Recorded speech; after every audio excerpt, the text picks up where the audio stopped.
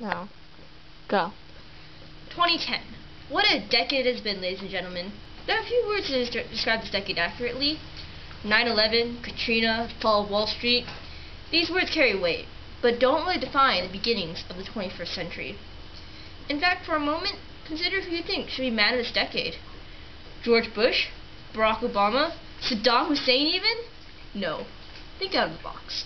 The man of this decade should be no one other than the one and only Eldrick Taunt Woods, more commonly known as Tiger Woods. Now, before you think anything, consider this. What is this decade really known for? Many events that define this decade, the fall of Enron, Bernie Madoff, the housing market crash, are defined by one thing, and that's false hope. This decade, we placed our faith in numerous institutions and people, only to have it crushed and trampled. Before 9/11, the most commonly talked about issue of 2001 was the fall of Enron.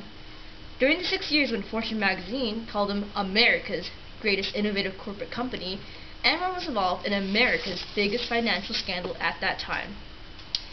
Anyone who placed their faith in Enron were played for suckers. American stockholders lost $11 billion in those few months, and Enron also lost an additional couple billion in debt due to false financial reports. To put this in perspective, in 2004, ABC News called Tiger Woods the greatest individual athlete ever. Golf Digest, despite knowing about his extramarital affairs for several years, constantly glorified and worshipped this world-renowned athlete, raising him to be a figurehead in which we could all believe in and aspire to be one day. However, just as Enron stock fell from $90 to below $1 in those few months, our respect for Tiger Woods declined exponentially for every mistress that was named. Nevertheless to say, it declined a lot. We were duped by Tiger Woods just as we were duped by Bernard Lawrence Madoff, more commonly known as Bernie. Bernie took away billions from his confuddled investors, and Tiger Woods was the first athlete to garner $1 billion from endorsements and advertisements. Could either of them have done this without our misplaced faith or the assistance of the media? Of course not. Now, you might be thinking, really? Really now? Can you really compare Tiger Woods to these multi-billion disasters? And I say yes. I say yes because right now, people want someone to look up to. People are tired of looking up to politicians, and people are tired of being disappointed. For years, those people could look up to figures like Tiger Woods. And that's why his affairs have sparked so much media frenzy.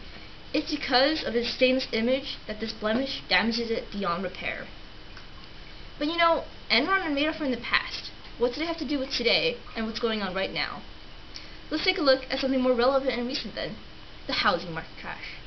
Back in 2007 and even today, it seemed all we heard in the media was foreclosure, foreclosure, foreclosure.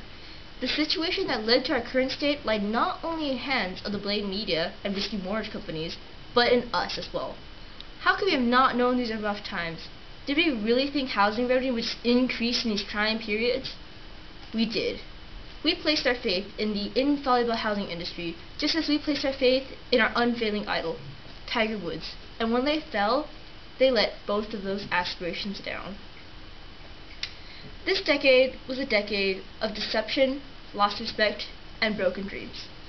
But most of all, it was a decade of false hope. And that is why Tiger Woods should be man of this decade. Time, 3:44.